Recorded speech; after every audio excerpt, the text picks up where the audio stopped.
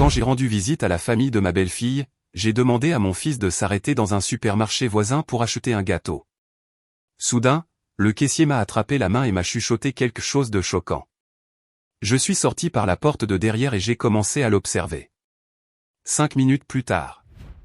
Je payais un gâteau à l'épicerie lorsque le caissier, un homme âgé d'une 60aine d'années, m'a soudainement pris le bras. Son regard avait une intensité qui me mettait mal à l'aise. Il s'est penché pour me murmurer quelque chose à l'oreille.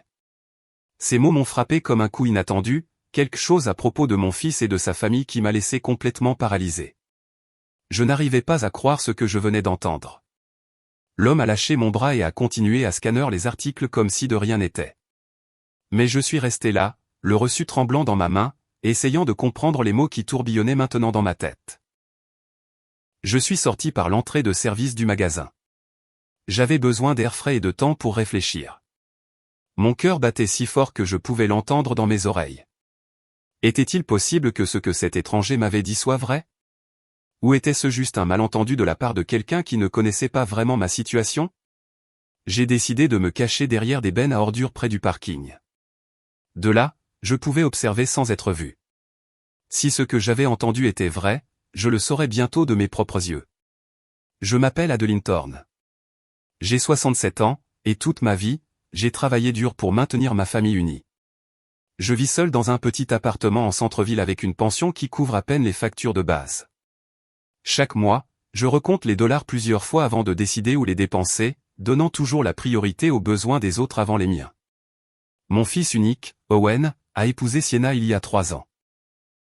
Dès le début, je l'ai trouvée un peu distante.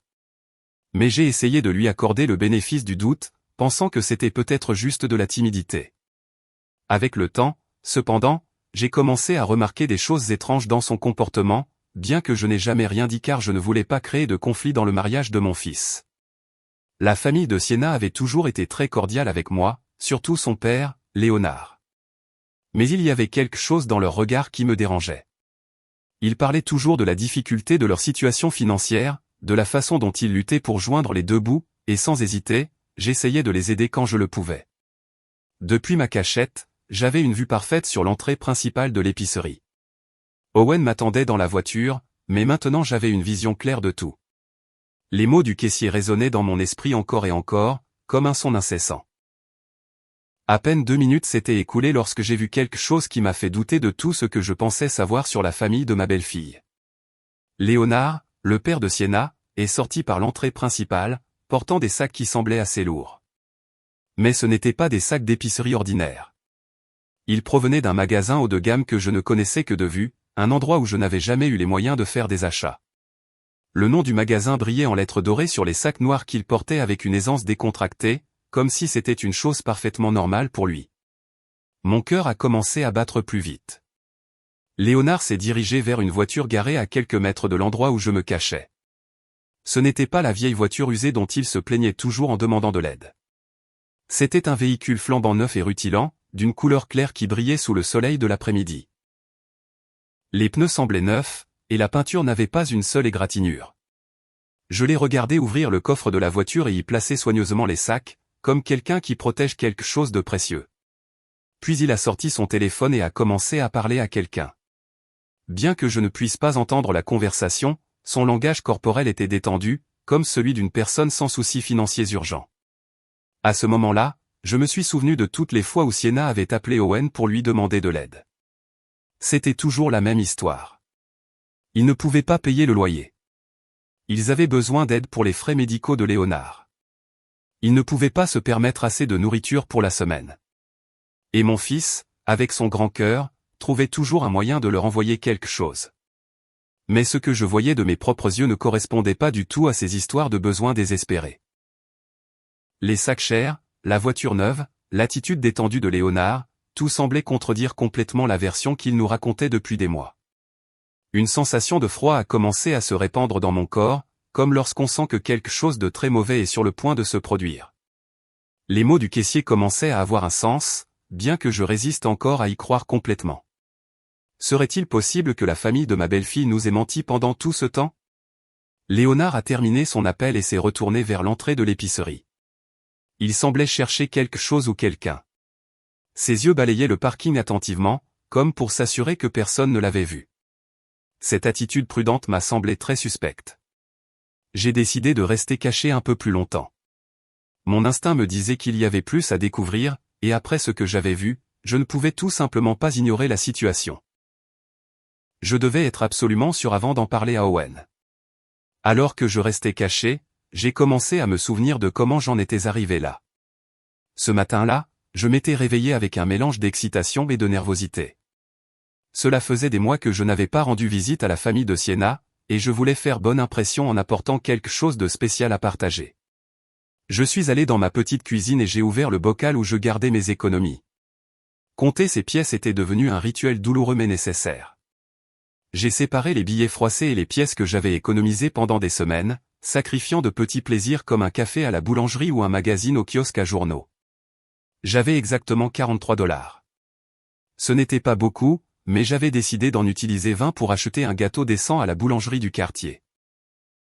Le reste, j'en avais besoin pour mes dépenses de la semaine suivante, principalement pour acheter mes médicaments et quelques produits d'épicerie de base. Je me suis douché avec soin et j'ai choisi ma plus belle robe, celle que je gardais pour les occasions spéciales. C'était une robe simple mais propre qui me donnait l'air présentable. Je me suis coiffé, essayant de cacher les mèches grises qui étaient de plus en plus visibles chaque jour, et j'ai mis les fausses boucles d'oreilles en perles que ma défunte mère m'avait données il y a de nombreuses années.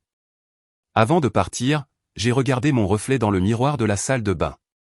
J'ai vu une femme de 67 ans qui avait travaillé toute sa vie, qui avait élevé seule son fils après être devenue veuve, et qui essayait maintenant de maintenir une famille unie qui semblait valoriser l'argent plus que les sentiments. Owen est arrivé pour me chercher exactement à l'heure. Mon fils avait toujours été ponctuel, une qualité que j'admirais en lui. Quand je suis monté dans sa voiture, j'ai remarqué qu'il semblait un peu tendu, mais j'ai pensé que c'était peut-être la nervosité de la visite familiale. Pendant le trajet, nous avons parlé de choses sans importance. Il m'a parlé de son travail de bureau, de quelques problèmes mineurs qu'il avait eus avec son patron, mais il a évité de parler de Sienna ou de sa famille. Cela m'a semblé étrange car normalement, il me tenait informé de la façon dont les choses se passaient dans son mariage. Lorsque nous sommes arrivés dans le quartier où vivait la famille de Sienna, je lui ai demandé de s'arrêter à l'épicerie. Je voulais acheter un gâteau frais pour accompagner le déjeuner. Owen a proposé de venir avec moi, mais je lui ai dit que je préférais y aller seul, que je n'en aurais pas pour longtemps. La boulangerie à l'intérieur de l'épicerie proposait plusieurs gâteaux. J'ai choisi un simple gâteau à la vanille, rien d'extravagant, mais présentable. Il coûtait exactement 18 $, 2 de moins que ce que j'avais budgété, ce qui m'a rendu heureuse car cela signifiait que je pouvais acheter une petite carte de vœux. C'est aussi à la caisse que tout s'est passé. Le caissier, un homme qui semblait avoir mon âge, m'a servi normalement jusqu'à ce qu'il voie le nom sur la carte de crédit que j'ai essayé d'utiliser en premier. La carte a été refusée, comme je m'y attendais, car je savais que je n'avais pas de fonds suffisants. J'ai alors sorti l'argent liquide. C'est à ce moment-là que l'homme m'a regardé de plus près, a chuchoté mon nom, Adeline Thorne, et m'a demandé si j'étais la mère d'Owen. Quand j'ai confirmé, son expression a complètement changé. Il avait l'air inquiet, presque effrayé. Ce qu'il m'a dit après m'avoir attrapé le bras est quelque chose que je ne pourrai jamais oublier. Bien qu'à ce moment-là, j'ai refusé de le croire. Ses mots étaient directs et douloureux. Il m'a dit que la famille de ma belle-fille venait régulièrement dans cette épicerie et dépensait des centaines de dollars en produits importés et en viande de premier choix, alors qu'il savait qu'il demandait constamment de l'argent à mon fils. Il a expliqué qu'il connaissait la situation parce que Léonard avait mentionné à plusieurs reprises, avec une certaine fierté, comment mon fils les aidait financièrement chaque mois. Le caissier m'a dit qu'il avait vu Léonard acheter des bouteilles de vin qui coûtaient plus que ce que je dépensais en nourriture pour une semaine entière. Il m'a également dit que Sienna y achetait fréquemment des produits de beauté coûteux et des vêtements de marque, payant toujours en espèces. Il m'a dit que cela lui semblait injuste qu'une famille qui s'offrait ces luxes profite de la générosité d'un fils travailleur et de sa mère âgée. L'homme a expliqué qu'il avait décidé de me parler parce qu'il m'avait vu compter soigneusement mes pièces pour payer un simple gâteau, pendant qu'eux dépensaient sans compter pour des articles de luxe. Il m'a dit que sa propre mère avait vécu une situation similaire et qu'il regrettait de ne pas avoir agi à temps. Après avoir entendu cela, j'ai quitté l'épicerie complètement confuse. Mon esprit refusait de traiter pleinement ce que j'avais entendu. Pendant des années, j'avais fait confiance à la parole de Sienna et de sa famille. J'avais vu mon fils s'inquiéter pour eux, faire des heures supplémentaires pour leur envoyer de l'argent, et j'avais moi-même contribué avec le peu que j'avais à plusieurs reprises. Mais les mots du caissier avaient planté une graine de doute qui grandissait rapidement dans mon cœur. C'est pourquoi j'ai décidé de me cacher et d'observer. Je devais voir de mes propres yeux si ce qu'on m'avait dit était vrai, car les conséquences de cette information étaient trop graves pour agir sur la base de simples rumeurs. Depuis ma cachette derrière les bennes à ordures, je pouvais parfaitement voir tout ce qui se passait sur le parking. L'odeur de déchets n'était pas agréable, mais c'était un petit prix que j'étais prêt à payer pour découvrir la vérité sur les gens en qui j'avais eu confiance si longtemps. Quand j'ai vu Léonard sortir de l'épicerie avec ses sacs chers, mon cœur s'est serré dans ma poitrine. Les sacs provenaient d'un magasin que je ne connaissais que par sa réputation de prix élevés. Un seul achat là-bas pouvait me coûter tout mon budget d'épicerie d'un mois. Léonard marchait avec l'assurance de quelqu'un qui n'a pas de soucis financiers. Ses vêtements étaient neufs, ses chaussures brillaient, et sa montre semblait chère même de là où j'étais. Rien dans son apparence ne suggérait la pauvreté désespérée dont il parlait toujours. La voiture dans laquelle il a mis les courses était définitivement neuve. La peinture brillait sous le soleil et les pneus semblaient fraîchement achetés. J'ai calculé mentalement qu'un véhicule comme celui-là pouvait coûter plus d'argent que je n'en avais vu réuni de toute ma vie. Comment était-il possible que quelqu'un qui possédait une telle voiture ait besoin d'une aide financière constante ? Alors que je le regardais parler au téléphone, j'ai remarqué que sa conversation était détendue, voire joyeuse.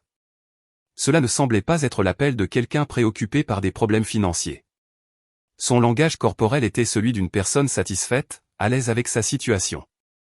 À ce moment-là, toutes les petites incohérences que j'avais remarquées au cours des derniers mois ont commencé à avoir un sens. Les fois où Sienna avait mentionné nonchalamment des restaurants chers où elle avait mangé, le justifiant comme des invitations d'amis. Les commentaires sur de nouveaux vêtements qu'elle avait soi-disant obtenus lors de soldes incroyables.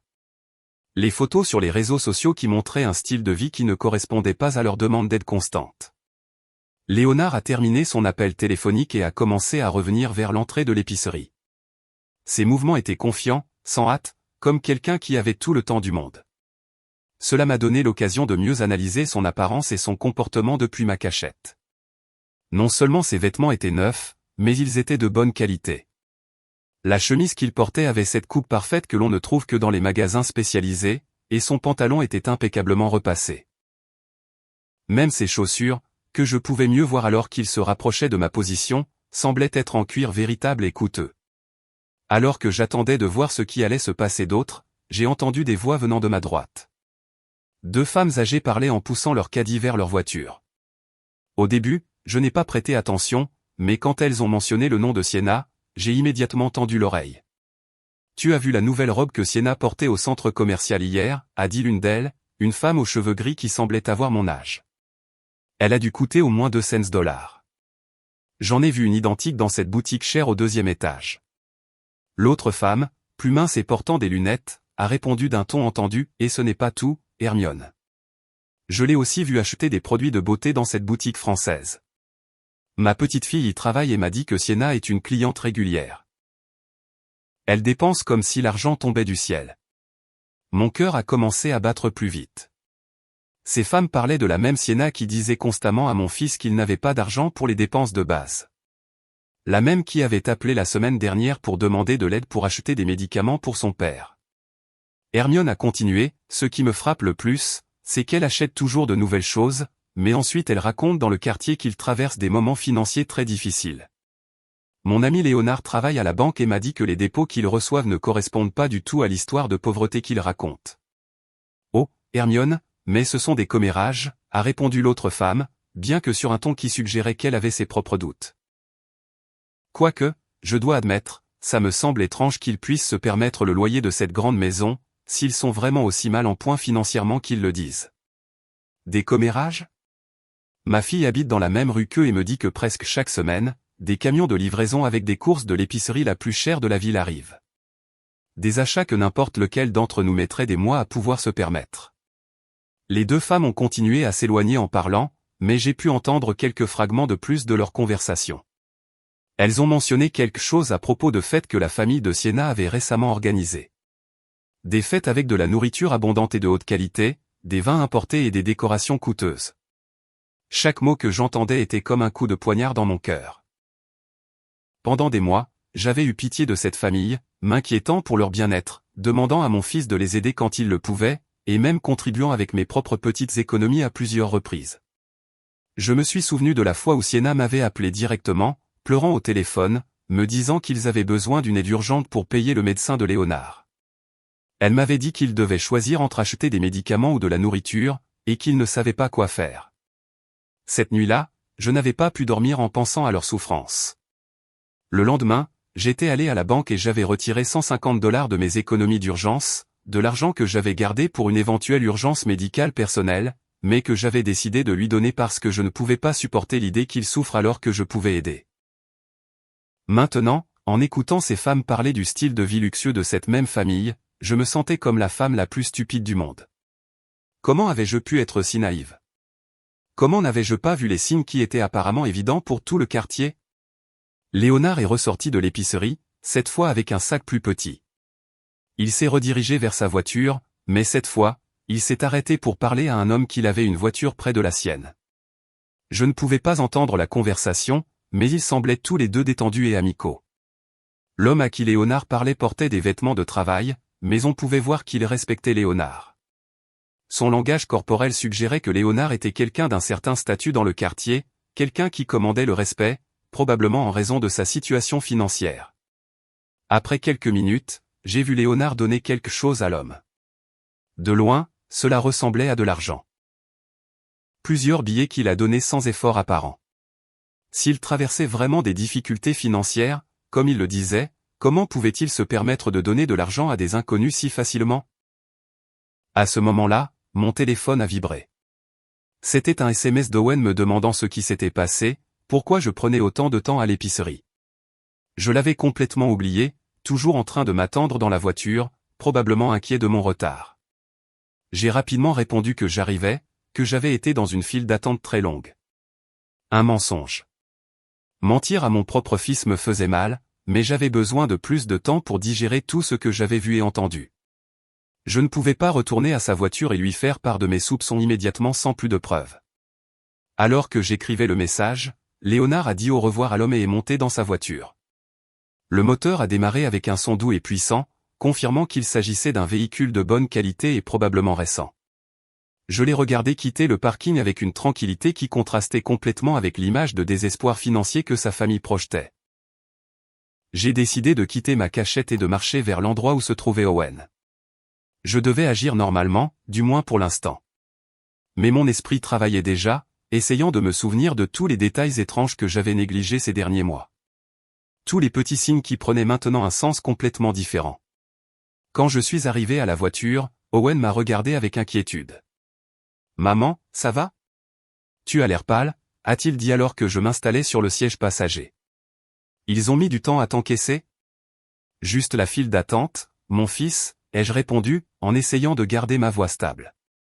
Tu sais comment sont les épiceries le week-end. Mais à l'intérieur, mon cœur battait si fort que j'avais peur qu'il puisse l'entendre. Owen a démarré la voiture, et nous nous sommes dirigés vers la maison de la famille de Sienna. Pendant le trajet, j'ai essayé de maintenir une conversation normale, mais mon esprit était toujours en train de traiter tout ce que j'avais vu et entendu à l'épicerie. Chaque feu de circulation, chaque coin de rue que nous passions me rapprochait d'une réunion que je voyais maintenant sous un jour complètement différent. Comment va le travail de Léonard ces derniers temps, ai-je demandé à mon fils, en essayant de paraître désinvolte. La dernière fois que j'ai parlé à Sienna, elle a dit que les choses étaient très difficiles pour lui. Owen a soupiré en conduisant. Oui, maman.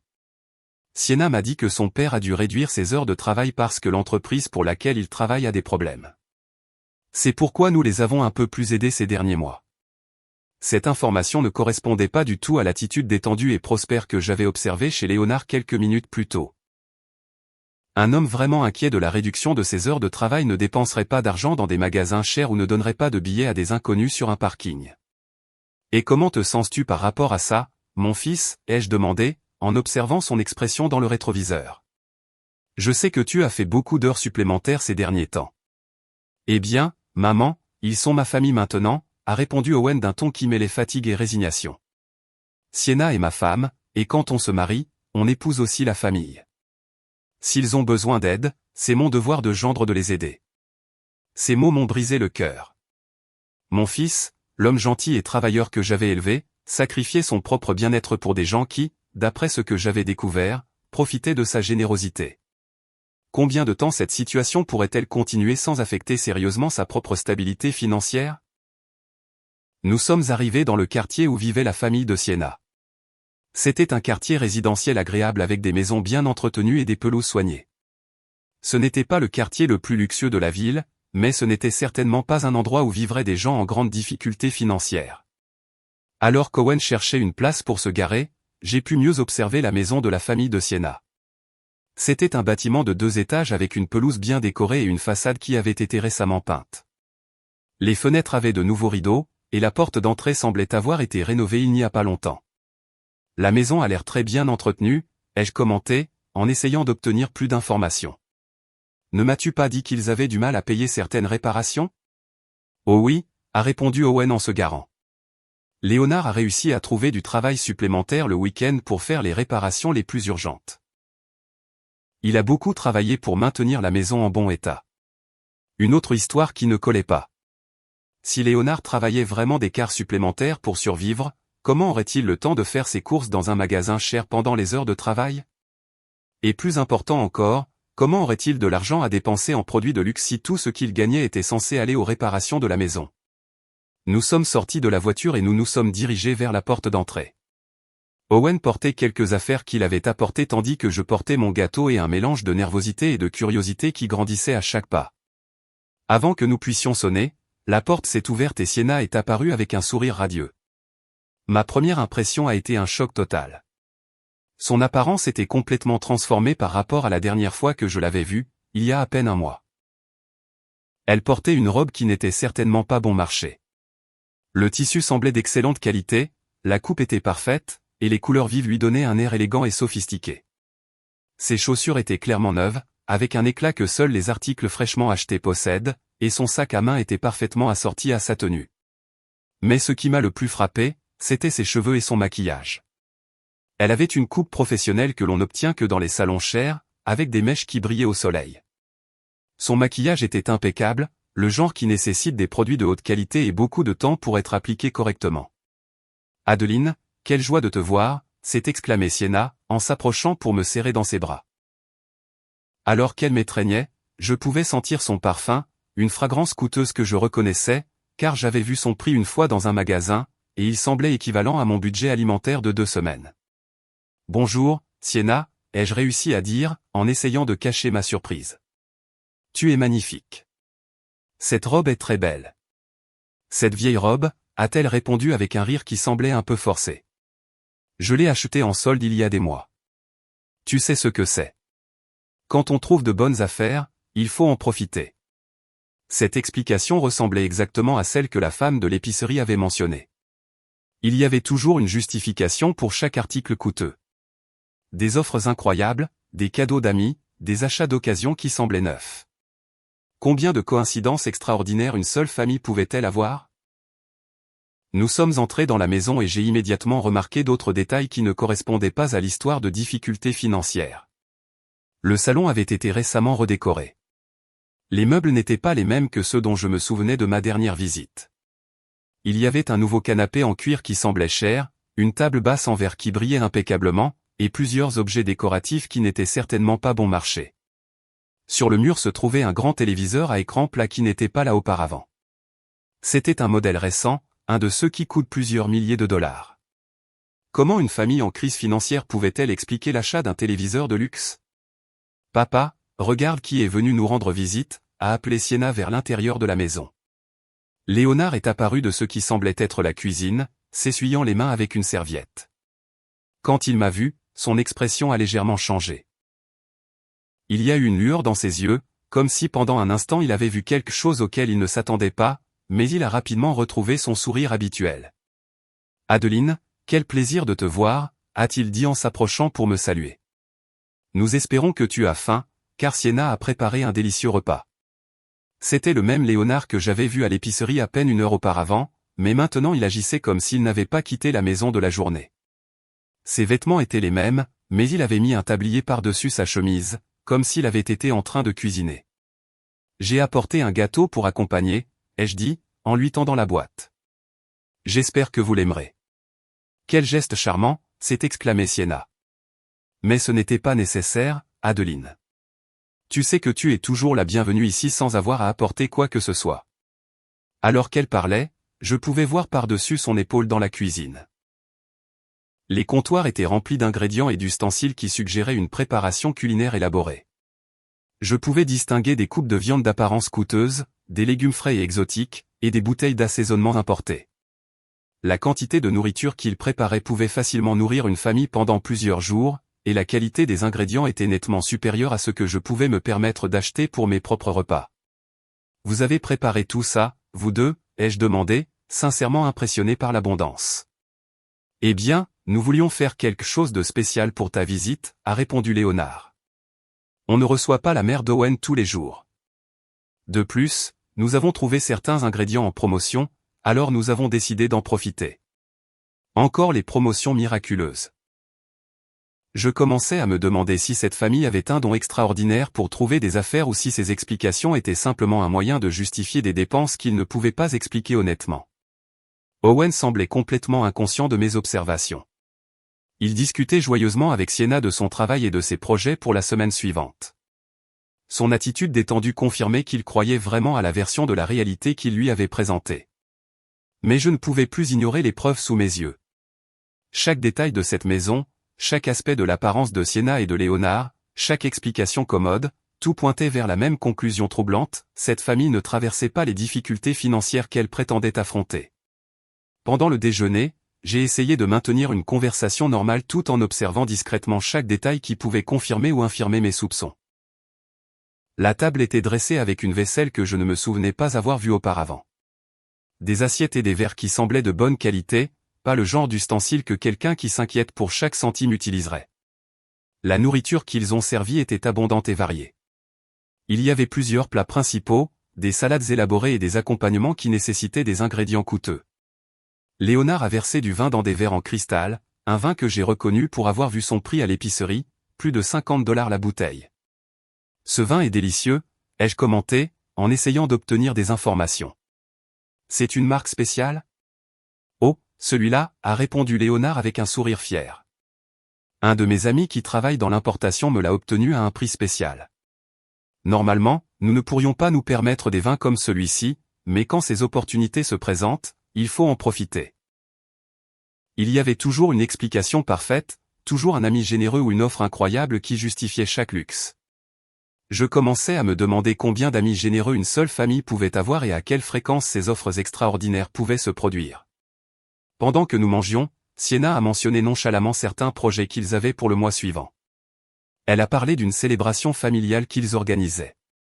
Un événement qui, selon sa description, nécessiterait un investissement considérable en décoration, nourriture et divertissement. Ça a l'air cher, ai-je dit sans réfléchir, mes mots m'échappant. Cher, Harry Sienna. Eh bien, nous économisons pour cela depuis des mois. De plus, Léonard a trouvé un travail supplémentaire qui nous aidera à couvrir les dépenses. Je me suis immédiatement souvenu de ce que j'avais vu à l'épicerie quelques heures plus tôt. Léonard dépensant de l'argent comme s'il n'avait aucun souci, achetant des produits de luxe, conduisant une voiture neuve. Quelle était la vérité sur sa situation professionnelle? Quel genre de travail supplémentaire as-tu trouvé, Léonard, ai-je demandé directement. Pendant un instant, j'ai vu une expression de malaise traverser son visage, comme si ma question l'avait pris au dépourvu, mais il a rapidement retrouvé son sang-froid. Du conseil le week-end, a-t-il répondu vaguement. Rien de très excitant, mais ça aide à compléter les revenus de la famille. Sa réponse était si générale qu'elle pouvait signifier tout et n'importe quoi. Un homme qui faisait vraiment du conseil le week-end parlerait probablement avec plus de précision de son travail, surtout lorsque la question venait de la mère de son gendre. Pendant la conversation, j'ai remarqué que le téléphone de Sienna vibrait constamment. Chaque fois qu'elle regardait l'écran, elle souriait d'une manière qui me semblait significative. À un moment donné, alors qu'elle pensait que personne ne la regardait, elle a répondu à un message, tapant rapidement avec un air de satisfaction sur le visage. « Tout va bien avec le téléphone ?» ai-je demandé avec une curiosité apparente. « Oh, juste des amis qui organisent une réunion pour la semaine prochaine » a-t-elle répondu en rangeant rapidement son téléphone. « Tu sais comment sont les femmes, toujours en train de planifier quelque chose. » Mais il y avait quelque chose dans son expression qui ne me convainquait pas. La façon dont elle avait souri en lisant les messages suggérait que le contenu était plus significatif que de simples plans sociaux. Après le déjeuner, Léonard a proposé de me montrer certaines des améliorations qu'ils avaient apportées à la maison. Nous avons traversé différentes pièces, et dans chacune d'elles, j'ai remarqué des éléments nouveaux ou rénovés. Les sols avaient été récemment polis, certains murs avaient de la peinture fraîche, et plusieurs meubles avaient été remplacés ou réarrangés. Dans la chambre principale, j'ai vu quelque chose qui a particulièrement attiré mon attention. Sur le dessus de la commode se trouvaient plusieurs sacs de courses de magasins chers, certains encore non ouverts. Les étiquettes de prix que j'ai réussi à apercevoir affichaient des chiffres qui semblaient exorbitants pour une famille supposément en difficulté financière. « Sienna a fait du shopping récemment ?» ai-je demandé, en faisant un geste discret vers les sacs. « Ah, ça !» a répondu Léonard avec un rire nerveux. Elle a trouvé des soldes incroyables cette semaine. Parfois, il vaut mieux acheter les choses quand elles sont en promotion, même si on n'en a pas besoin immédiatement. Cette logique me semblait complètement contradictoire. Une famille qui était vraiment en difficulté financière n'aurait pas le luxe d'acheter des choses dont elle n'avait pas besoin immédiatement, peu importe la qualité des offres. Alors que nous retournions au salon, mon téléphone a sonné. C'était un SMS d'un numéro que je ne reconnaissais pas. Quand je l'ai ouvert, j'ai vu que c'était du caissier de l'épicerie. Il avait obtenu mon numéro d'une manière ou d'une autre et m'avait envoyé une photo. L'image montrait un reçu de caisse datant d'à accent grave peine 2 jours. Le total dépassait les $400, et la liste comprenait des produits de premier choix, des viandes importées, des fruits de mer frais, des vins coûteux, des fromages de spécialité et plusieurs articles gastronomiques. Le nom sur le reçu était clairement Léonard Williams. Avec la photo, il y avait un message: « Madame Thorne, je suis désolé de vous déranger, mais j'ai pensé que vous devriez voir ça. Ce reçu date d'il y a 2 jours. Votre famille doit connaître la vérité. » Mon cœur a commencé à battre plus vite. La preuve était là, noir sur blanc, un achat de $400 de produits de luxe fait à peine 2 jours avant notre visite par le même homme qui avait soi-disant du mal à payer les dépenses de base. J'ai rapidement rangé mon téléphone avant que quelqu'un ne remarque mon expression de choc, mais mon esprit travaillait déjà, reliant tous les points que j'avais observés au cours des dernières heures. Nous sommes retournés là où se trouvaient Owen et Sienna, qui discutaient toujours joyeusement. Mon fils semblait détendu et heureux, profitant de ce qu'il pensait être un moment de qualité avec ses beaux-parents. Il n'avait aucune idée de la performance théâtrale à laquelle il assistait. « Tu te sens bien, maman ?» m'a demandé Owen, remarquant probablement que mon expression avait changé. « Tu as l'air un peu pâle. »« Juste un peu fatigué ?» ai-je menti. Je ne suis plus habitué à des sorties aussi longues. Sienna a immédiatement proposé de me faire un thé ou de m'apporter quelque chose pour que je me sente mieux. Son apparente préoccupation aurait été touchante si je n'avais pas commencé à comprendre la vraie nature de son caractère. Pendant l'heure suivante, j'ai continué à observer et à écouter, collectant mentalement des preuves de chaque incohérence, de chaque luxe inexplicable, de chaque justification commode. La liste s'allongeait constamment. Les nouveaux vêtements de Sienna, la voiture de Léonard, la maison bien entretenue, la nourriture abondante, le vin cher, les sacs de courses, le reçu que j'avais reçu. Mais ce qui me faisait le plus mal, c'était de réaliser que cette situation durait probablement depuis des mois, peut-être des années. Combien d'argent mon fils avait-il envoyé à cette famille? Combien de sacrifices avait-il fait? Et combien en avais-je fait pour aider des gens qui n'en avaient pas réellement besoin? Quand nous avons finalement dit au revoir et quitté la maison, ma décision était prise. Je ne pouvais pas laisser cette farce continuer. Mon fils méritait de connaître la vérité, aussi douloureuse soit-elle, et j'avais la responsabilité de le protéger de toute manipulation future. Pendant le trajet de retour, Owen a commenté à quel point la visite avait été agréable et à quel point la famille de Sienna avait l'air bien. Ces mots étaient comme des poignards dans mon cœur, car je savais que je devrais bientôt briser cette image heureuse avec une réalité bien plus sombre et décevante. « Oui, ils ont l'air très bien », ai-je répondu prudemment, en choisissant mes mots avec précision. Peut-être trop bien pour une famille qui traverse des difficultés aussi graves. Le trajet de retour à la maison a été l'un des plus difficiles de ma vie.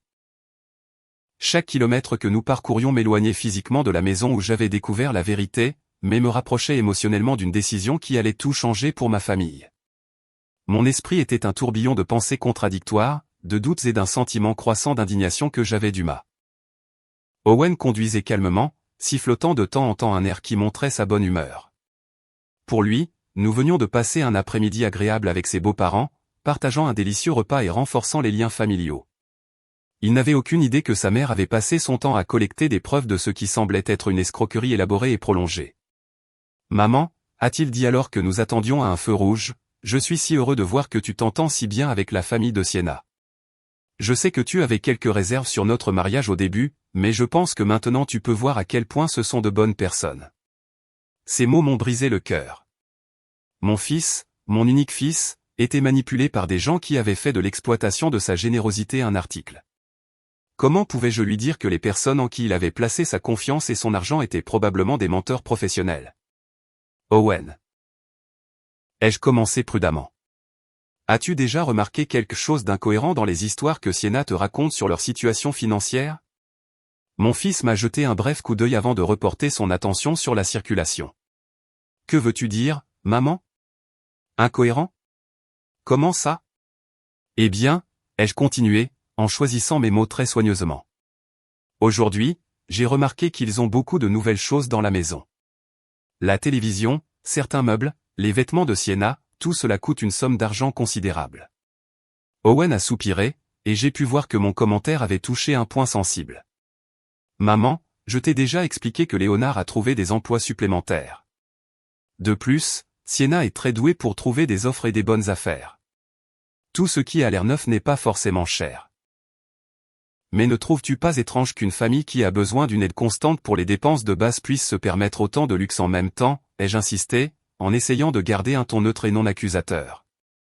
Ce ne sont pas des luxes, maman, a répondu Owen avec une pointe de défensive dans la voix. Ce sont des besoins de base qu'ils ont pu satisfaire grâce à beaucoup d'efforts et de sacrifices. Ils ont acheté la télé d'occasion, les meubles étaient une opportunité unique, et les vêtements de Sienna proviennent de soldes. Chaque justification que mon fils répétait était exactement la même que celle que j'avais entendue de Léonard et Sienna pendant le déjeuner. C'était comme s'ils avaient répété ces explications à la perfection, créant une version cohérente de la réalité qui pouvait satisfaire toute question inconfortable. J'ai décidé d'essayer une approche différente. Mon fils, as-tu vu des reçus ou des documents qui confirment ces offres incroyables? Ou as-tu accompagné Sienna lorsqu'elle trouve ces aubaines extraordinaires? La question l'a clairement mis mal à l'aise. Je pouvais voir ses mains se serrer légèrement sur le volant. Maman, pourquoi toutes ces questions? Sienna est ma femme. Si elle me dit qu'elle a eu quelque chose en solde, je la crois. Le mariage est basé sur la confiance. Sa réponse a confirmé ce que j'avais commencé à soupçonner. Owen n'avait jamais vu de preuves directes de ses prétendues affaires et de ses emplois supplémentaires. Il croyait aveuglément tout ce qu'il lui disait parce qu'il faisait confiance aux personnes qu'il aimait. Bien sûr, mon fils, ai-je répondu doucement. La confiance est fondamentale dans un mariage, mais il est aussi important de se protéger des personnes qui pourraient abuser de cette confiance. Insinues-tu que Sienna et sa famille me trompent? A demandé Owen, maintenant clairement agacé. Maman, c'est une accusation très grave. Je n'accuse personne. Ai-je dit rapidement, réalisant que j'avais poussé trop loin. J'exprime juste quelques inquiétudes que j'ai en tant que mère qui t'aime et qui veut te voir heureux et prospère. Le reste du trajet s'est déroulé dans un silence tendu. Owen était clairement en train de digérer notre conversation, mais je pouvais voir à son expression que mes paroles avaient créé plus de résistance que de réflexion. Il était évident que toute critique envers Sienna et sa famille serait reçue comme une attaque personnelle. Lorsque nous sommes arrivés à mon appartement, Owen m'a aidé à sortir de la voiture, mais son étreinte d'au revoir était plus froide que d'habitude. Maman, a-t-il dit avant de partir, j'espère que tu pourras donner une chance à la famille de Sienna. Ce sont de bonnes personnes qui font de leur mieux dans des circonstances difficiles.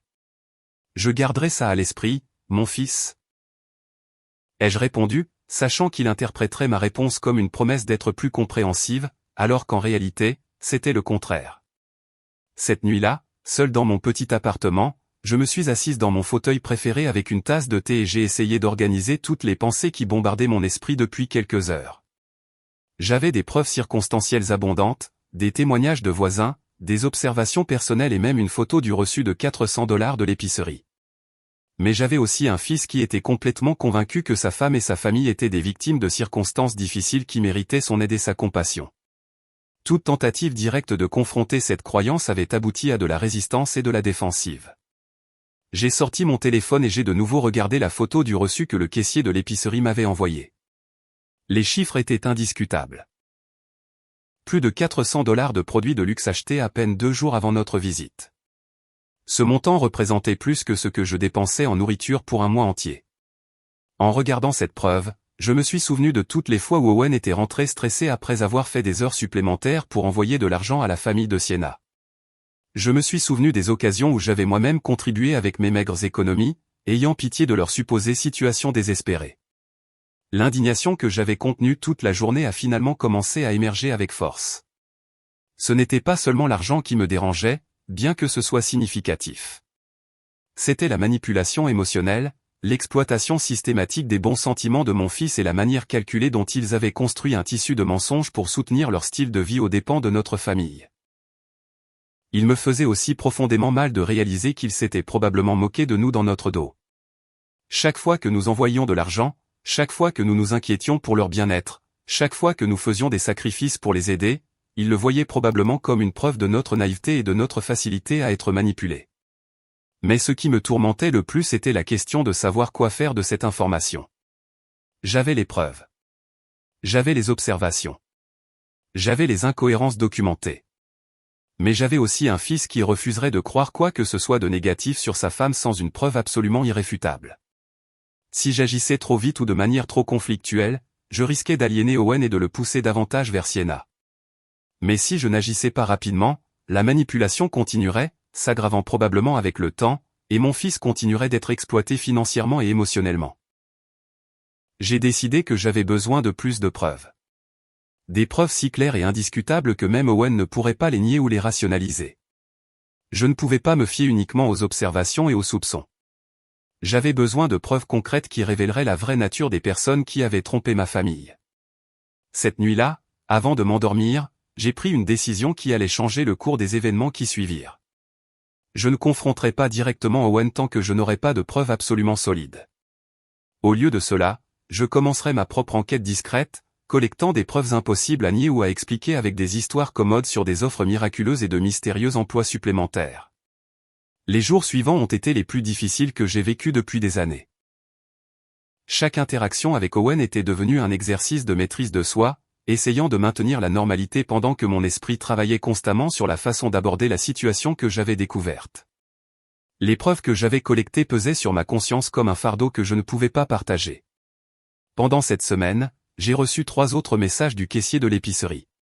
Chacun contenait des informations supplémentaires qui confirmaient et élargissaient mes soupçons initiaux.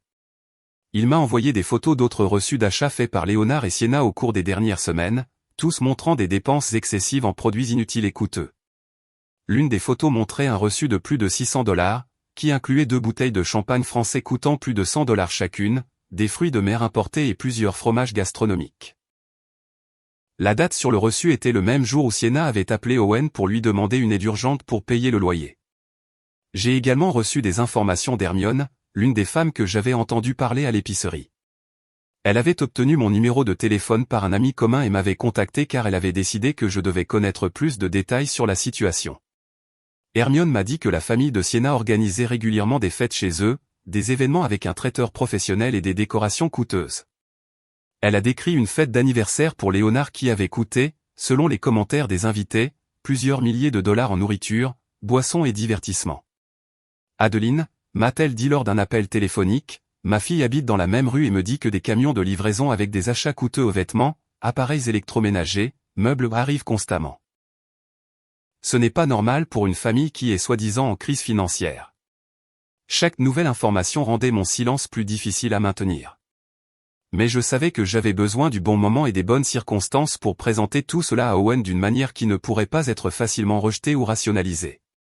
Le moment est venu un mercredi soir, quand Owen est venu me rendre visite après le travail. Il avait l'air particulièrement fatigué et stressé. Quand je lui ai demandé ce qui n'allait pas, il m'a dit que Sienna lui avait demandé de l'argent supplémentaire pour une urgence médicale pour Léonard. Il a besoin d'une petite intervention chirurgicale, a expliqué Owen, se frottant les tempes avec des signes évidents de tension. L'assurance ne couvre pas tout, et ils ont besoin de 2000 $ d'ici vendredi.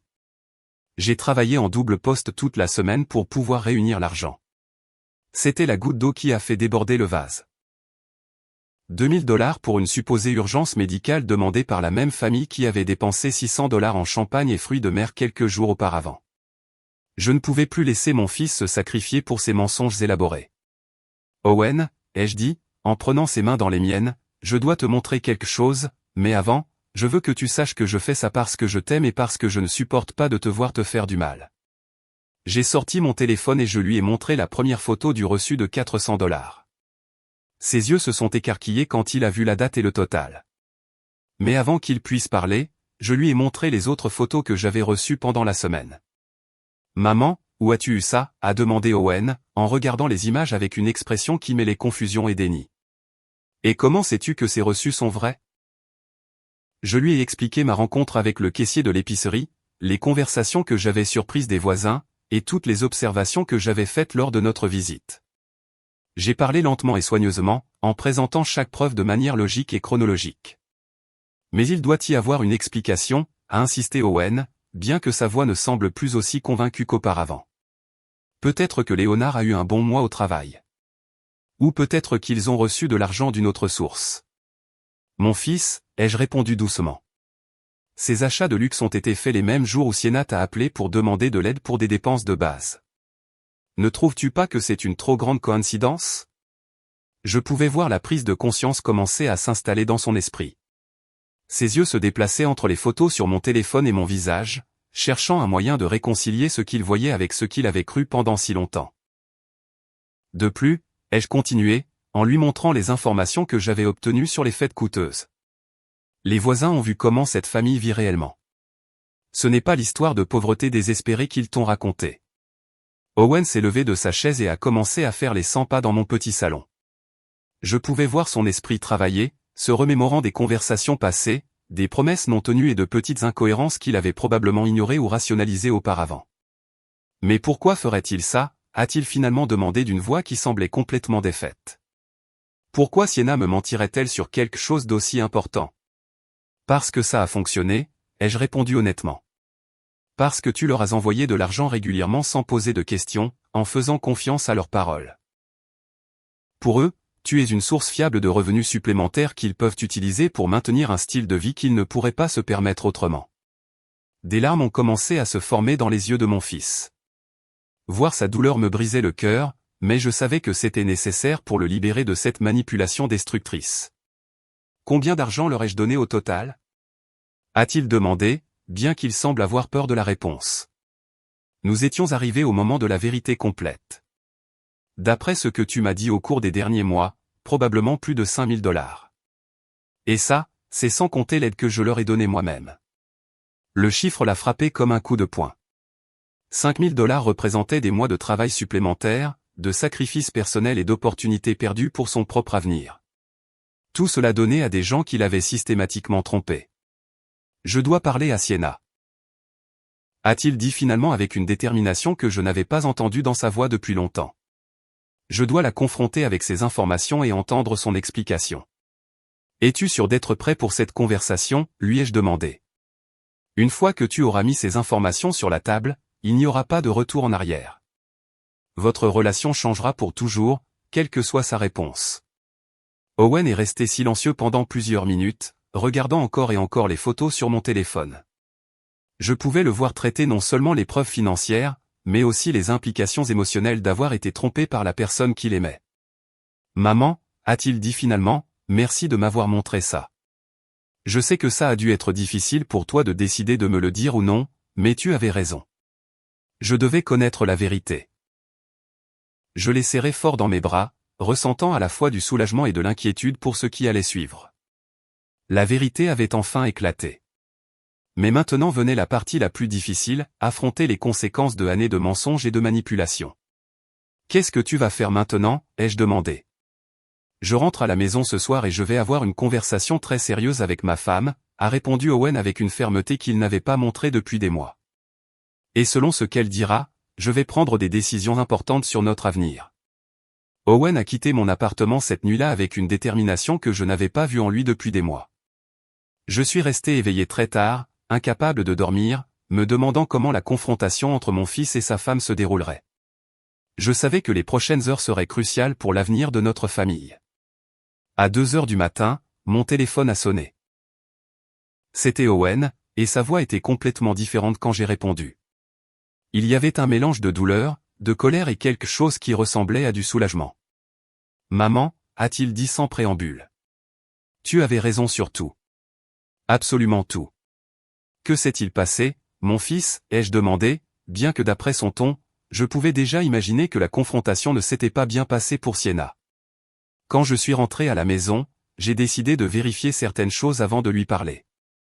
Je suis allé dans notre chambre et j'ai fouillé dans ses affaires, chose que je n'avais jamais faite auparavant car je lui faisais entièrement confiance. Ce que j'ai trouvé m'a laissé sans voix.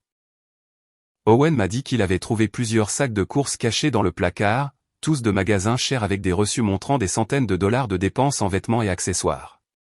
Il a également trouvé des bijoux que Sienna n'avait jamais portés, encore avec leurs étiquettes de prix d'origine.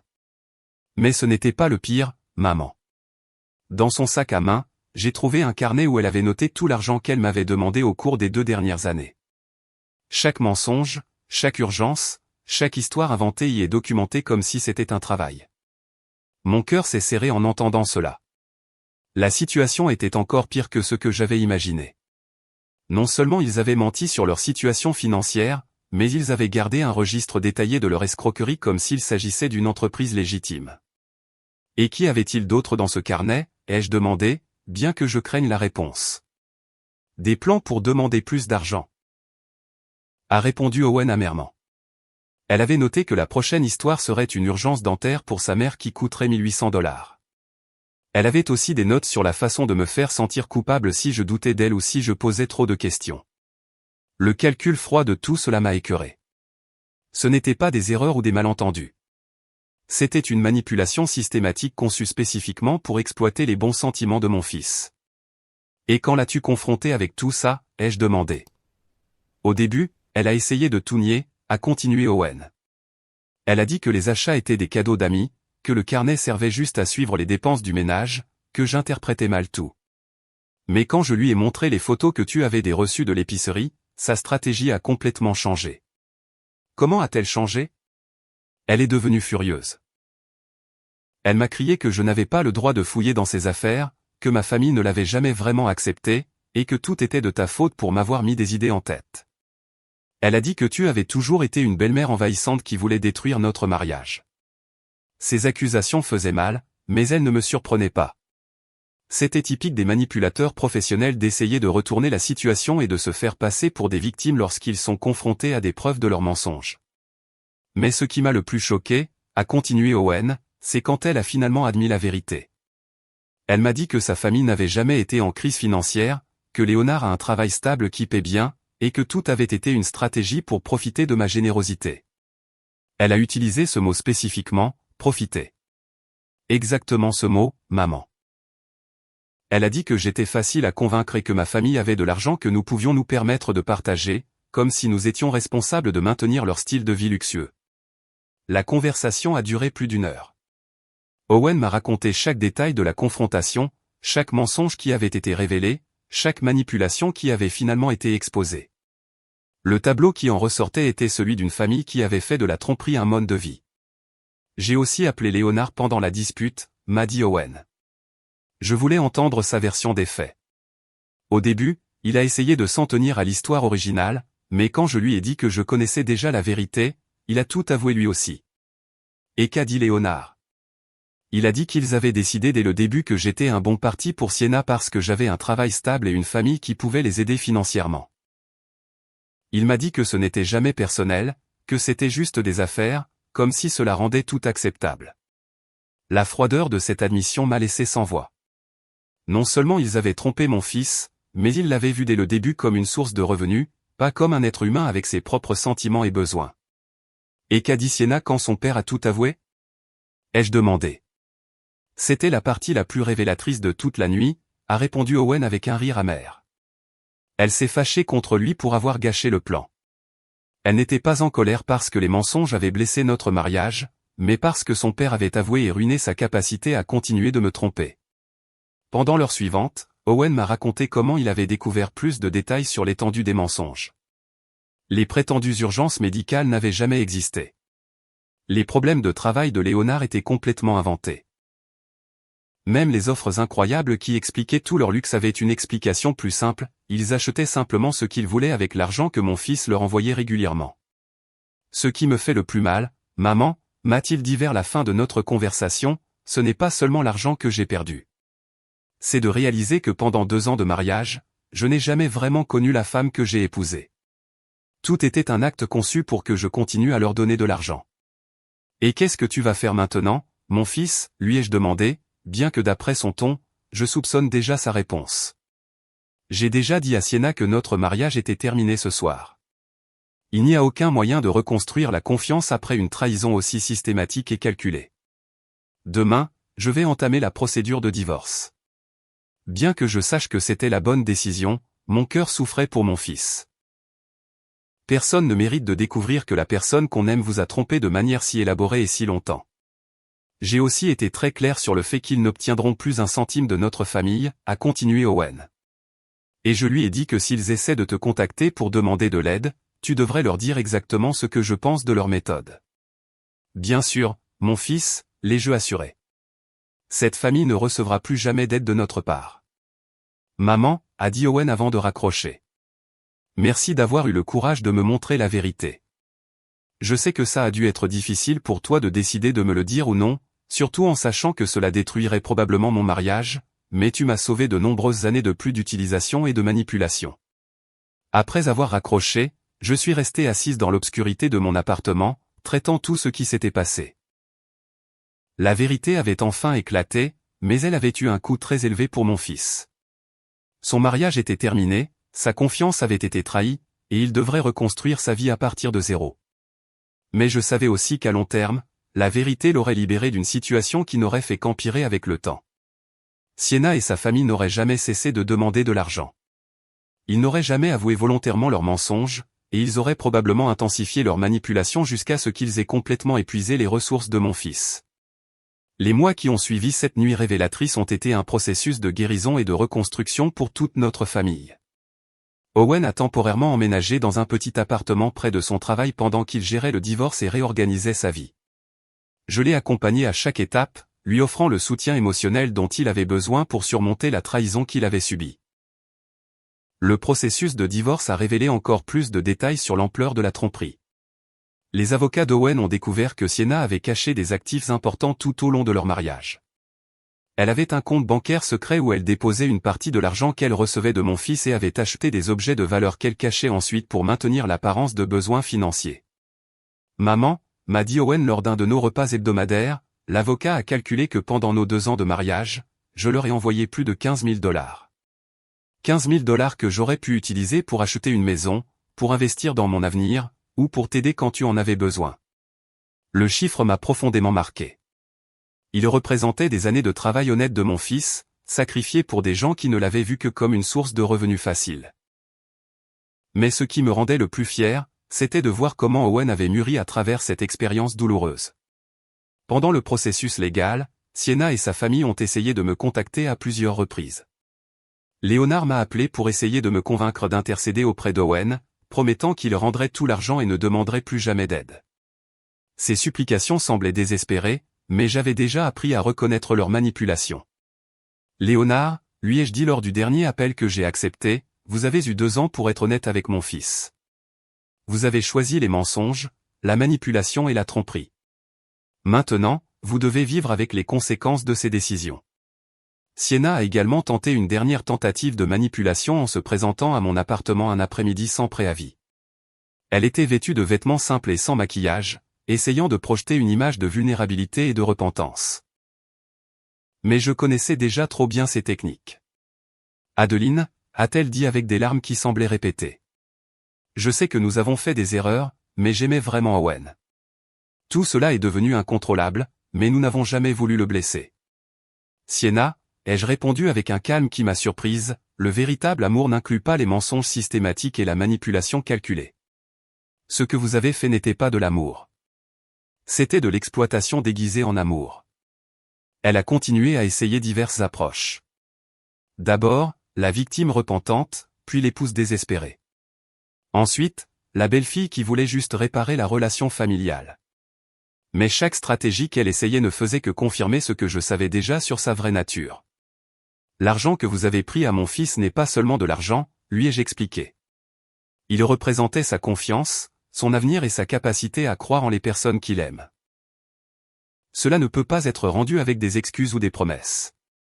Finalement, après plus d'une heure de tentative de manipulation infructueuse, Sienna a montré son vrai visage. Son expression a complètement changé et elle m'a dit froidement, « J'ai toujours su que tu étais le problème dans ce mariage. Owen aurait été heureux si tu ne t'étais pas mêlé. » Peut-être, ai-je répondu calmement. Mais il aurait été heureux en étant trompé et exploité. Je le préfère temporairement malheureux, mais libre, que heureux mais utilisé. Après cette confrontation, je n'ai plus jamais eu de nouvelles de Sienna ou de sa famille. Selon Hermione, ils ont déménagé du quartier quelques semaines plus tard, probablement pour éviter la honte que tout le monde connaisse la vérité sur leur méthode. Le processus de rétablissement d'Owen a été progressif, mais constant. Au début, il était en colère contre lui-même d'avoir été si confiant. Mais avec le temps et la perspective, il a commencé à comprendre que sa générosité et sa confiance n'étaient pas des faiblesses, mais des qualités précieuses qui avaient été exploitées par des personnes sans scrupules. « Maman », m'a-t-il dit lors d'un dîner près de son nouvel appartement, « j'ai beaucoup réfléchi à tout ce qui s'est passé, et je réalise que j'ai appris quelque chose d'important.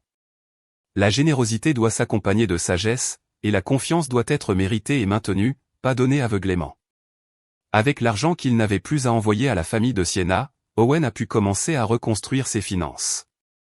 Il a ouvert un compte d'épargne, a commencé à investir dans son avenir professionnel, et pour la première fois depuis des années, il pouvait s'offrir de petits luxes sans se sentir coupable. Il m'a également aidé à améliorer ma propre situation.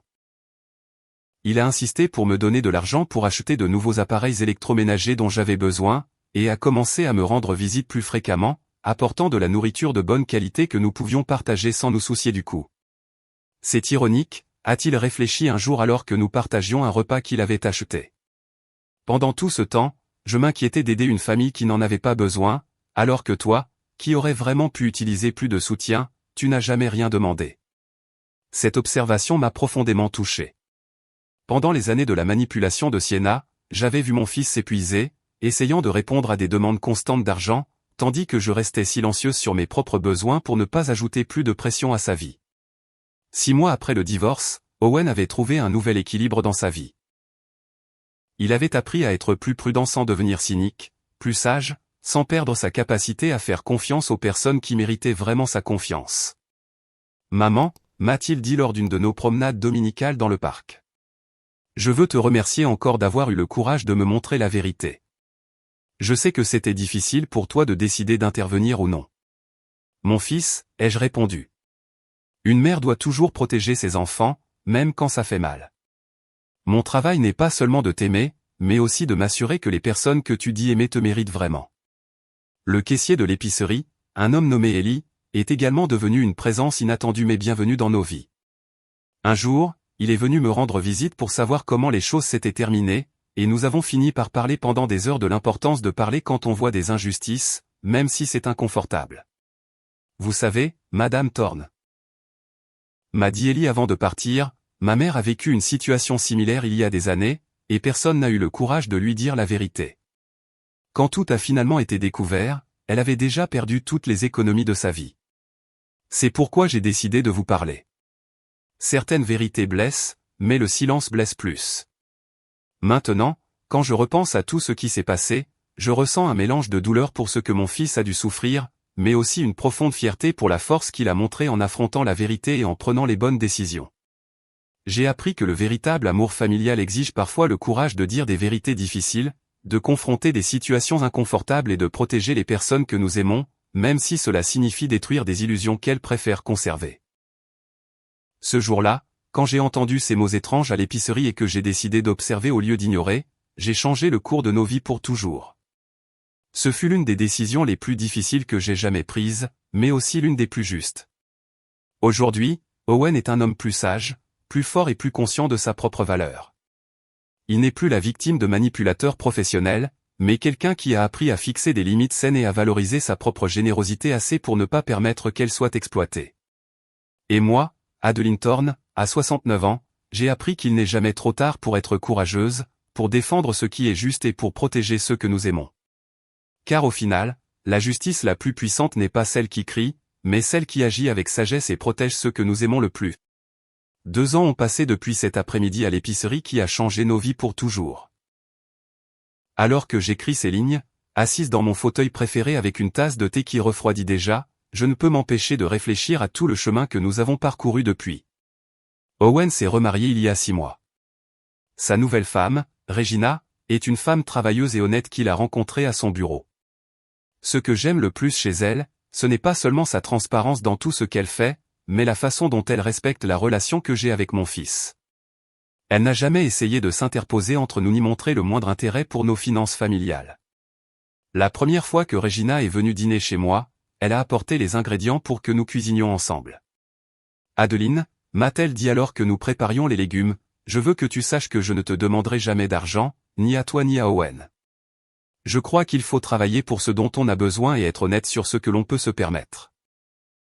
Ces mots m'ont ému aux larmes, non seulement pour son honnêteté, mais parce que j'ai réalisé à quel point j'avais été traumatisé par l'expérience avec Sienna.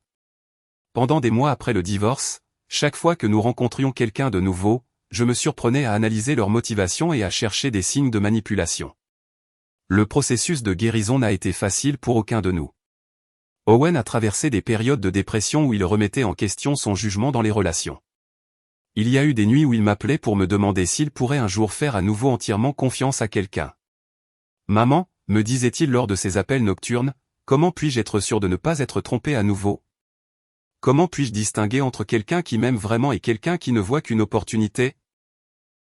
Ces conversations me brisaient le cœur car je voyais comment la trahison de Sienna avait endommagé non seulement ses finances, mais sa capacité fondamentale à faire confiance aux gens.